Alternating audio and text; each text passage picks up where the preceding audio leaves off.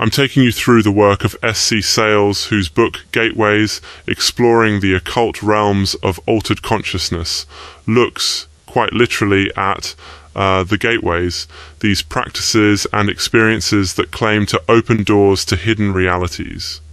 So, what's the core question here? At its heart, SAYLES' book is trying to answer why do altered states of consciousness, occult rituals, trance, and mystical techniques show up all around the world in so many different cultures, eras, religions, and are these gateways really leading anywhere good? What are people encountering when they cross that threshold? Is it enlightenment or is it something else? And I mean, this is a heavy question. It's significant because, you know, you look around today and you see meditation everywhere, psychedelic therapy in clinical trials, yoga, shamanic workshops on every corner. There's this push in our society to experience something beyond the ordinary. So why does it matter to you? Well, it's about understanding these practices, their risks, and their cultural origins, which, when you think about, is kind of like looking under the hood before you take the car for a drive. Whether you're curious, skeptical, or just baffled, these are questions that shape how people search for purpose, healing, or let's just say cosmic Wi-Fi connection. Now let me give you a little background. SC SAYLES is, wow, he's a bit of a unique figure. Over 50 years investigating the paranormal and occult. He's also an evangelical minister, and his work sits right at the crossroads of theology, cosmology, and the philosophy of mind. So yeah, his perspective is definitely shaped by a Christian framework, and that's just part of the lens he brings. Alright, so what methods and arguments does SAYLES use to tackle these big questions?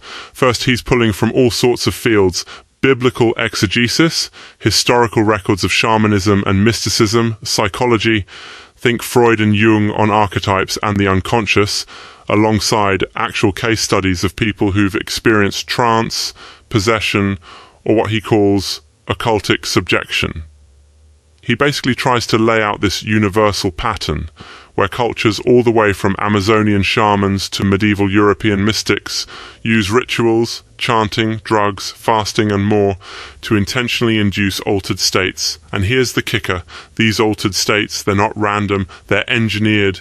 He's not just mapping out techniques, he's identifying what he calls trans-cultural denominators: secrecy, ritual, symbols, and the consistent appearance of the serpent as a symbol of wisdom, healing, and danger.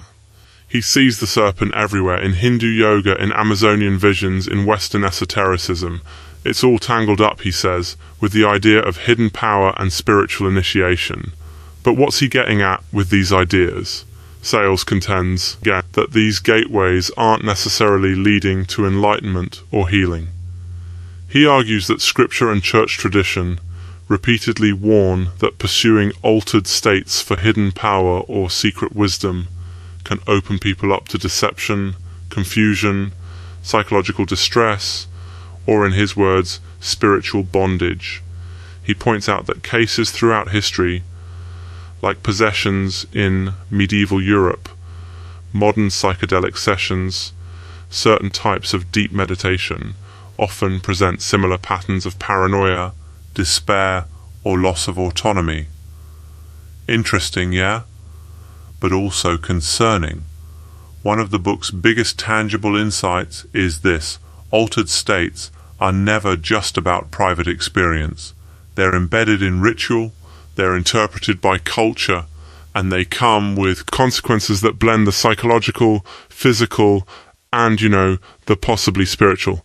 So should we be careful? Seemingly, that's the warning. SAYLES uses stories, case studies, from places like Amazonian ayahuasca ceremonies to Jewish dybbuk, possession in Safed, to modern rave and digital occultism.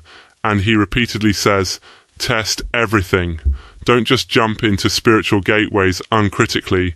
Whether it's the altar, the mat, the psychedelic session, bring discernment. And hey, that's advice with broad appeal, regardless of whether you agree with his theology. So, What does all this mean for you? Well, it's an invitation to look at your own assumptions about consciousness, spirituality, and even what counts as ordinary experience. Gateways is a book that isn't shy about its warnings.